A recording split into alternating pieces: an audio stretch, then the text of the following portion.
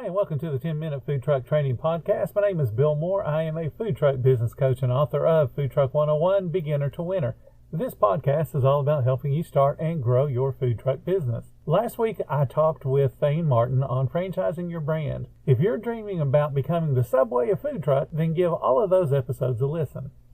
One of the many elements that we talked about was having written manuals so that you're able to train people coming into your franchise. It's also super important that you have a training manual to be able to train employees. And I thought it would be a really good idea to share with you guys how detailed you need to be and how those details will help you to run a better food truck today, long before you ever open your second food truck or even get into franchising.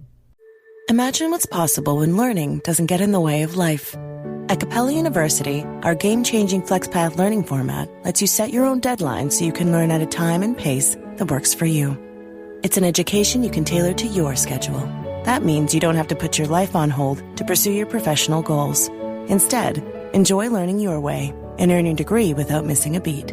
A different future is closer than you think with Capella University. Learn more at capella.edu. Today I'm going to be talking about the details for your cashier/order taker. And it goes well beyond saying, "Hi, welcome to my food truck. Would you like to try a double bacon cheeseburger today?" Franchisors provide details on how the operation should function, and they will inspect those operations to make sure that they're adhering to the rules that the franchisor has set up.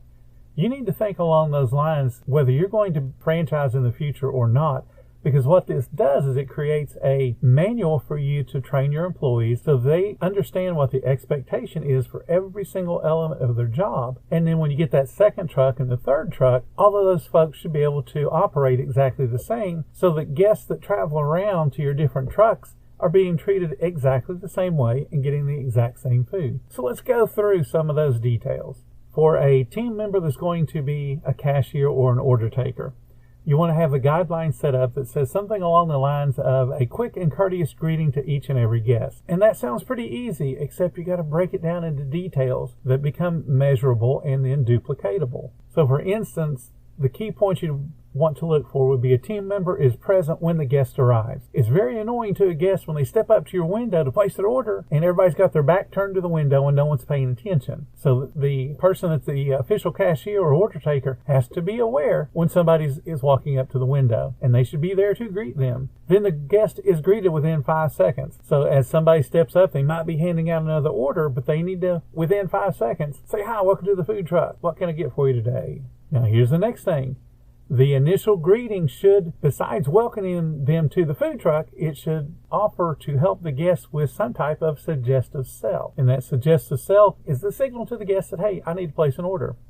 Then you'll also be looking for other key points that are super important to your guest service experience. Like, is the team member smiling at the guest? Are they making eye contact? And does the guest have the full attention of that order taker? So there's just a handful of things just on somebody stepping up to the window. They haven't even placed the order yet. But those are the kind of details you need to be thinking along the lines, not only for training, but what you should be expecting out of your staff, especially the order takers, because they're the first impression that most guests have of your business.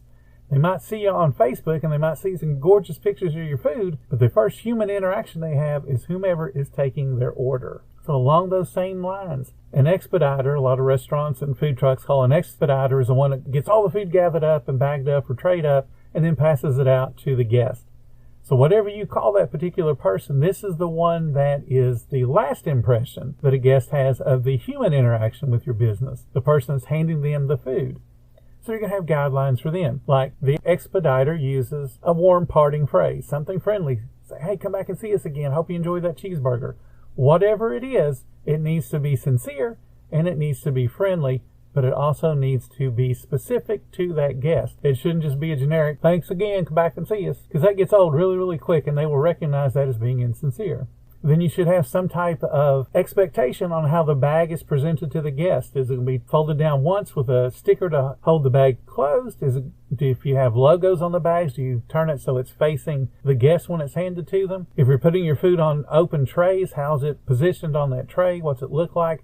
Where's the sandwich go compared to the side items? All of those things need to be laid out specifically so that every single time a guest comes up there, they get the exact same thing handed to them in the exact same way. If you guys do packeted condiments, somebody orders French fries, you shouldn't just give them a handful, nor should you expect them to ask for ketchup unless you put up a sign that says condiments available upon request. The expediter, the last person handing out the food, should say, hey, do you need ketchup for that? Hey, would you like barbecue sauce with the chicken nuggets? Whatever the product is, you want to ask them.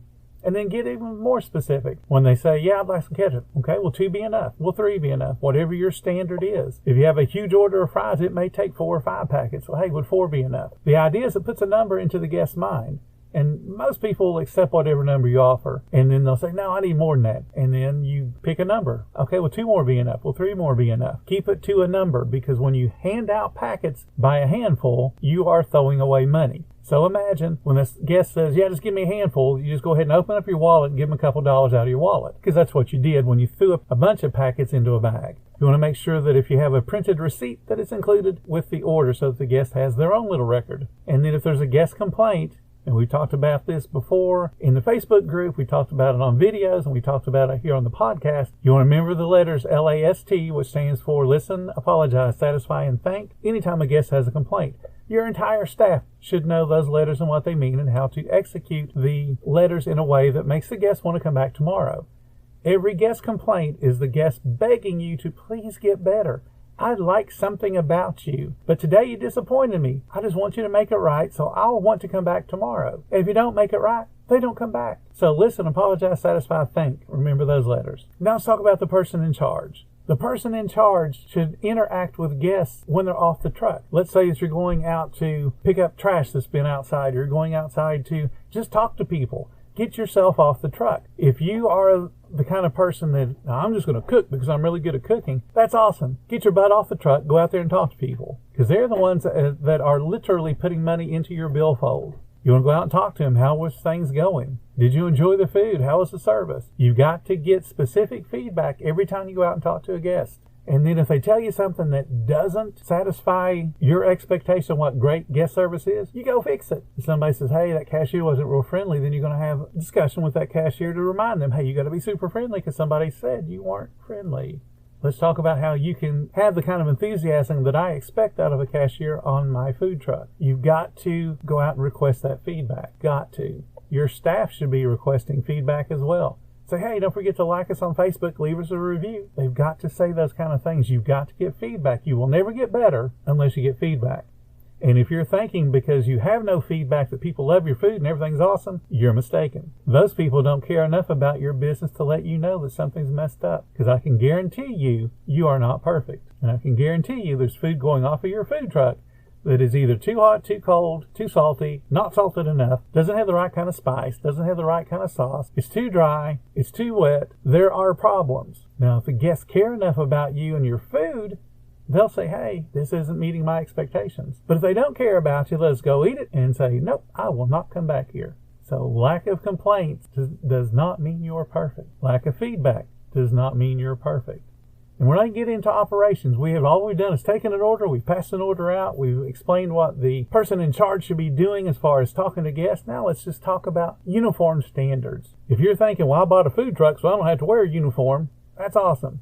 But people like to see what they can recognize as a uniform. It should have your logo on it, or at the very least be consistent in color from person to person.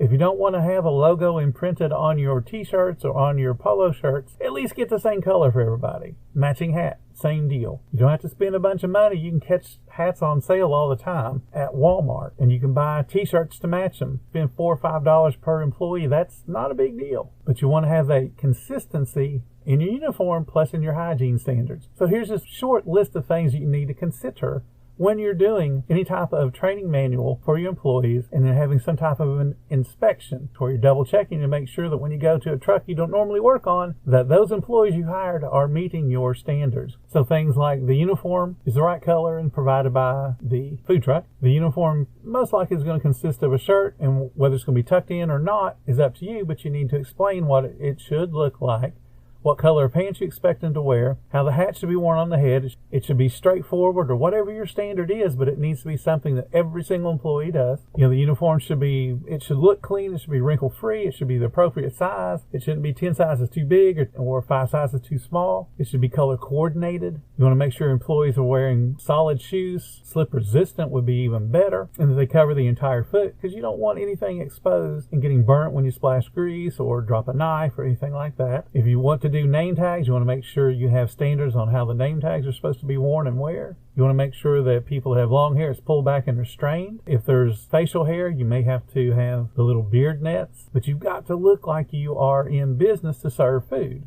Now here's a couple of controversial ones. If you're going to wear necklaces, it should be inside the uniform. Because if it's outside the uniform and you're bent over, say, dressing a sandwich, now you're dragging that necklace rather through the lettuce or through the mayonnaise or through the mustard, and now you're contaminating your food. And I'm sure that somebody that has a necklace that dangles that far to get into something is going to be more worried about the necklace having mayonnaise on it than they are that, I just contaminated a whole 6-size pan of mayonnaise. The same with nails, the same with earrings, that you have to establish those standards and then teach your employees what those standards are. So one last little thing, and we still haven't talked anything about cooking. You need to have some type of guest feedback program. The staff needs to be aware of whatever that feedback is, whether it be your reviews on Yelp or Facebook or Google or wherever your reviews come from.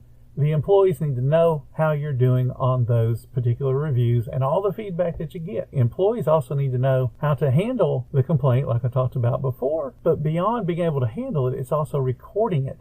What has happened? You should have some type of procedure set up, some type of book, some type of log, that when somebody complains about something being done improperly, they're writing that down, and then what the solution was to make the guests want to come back.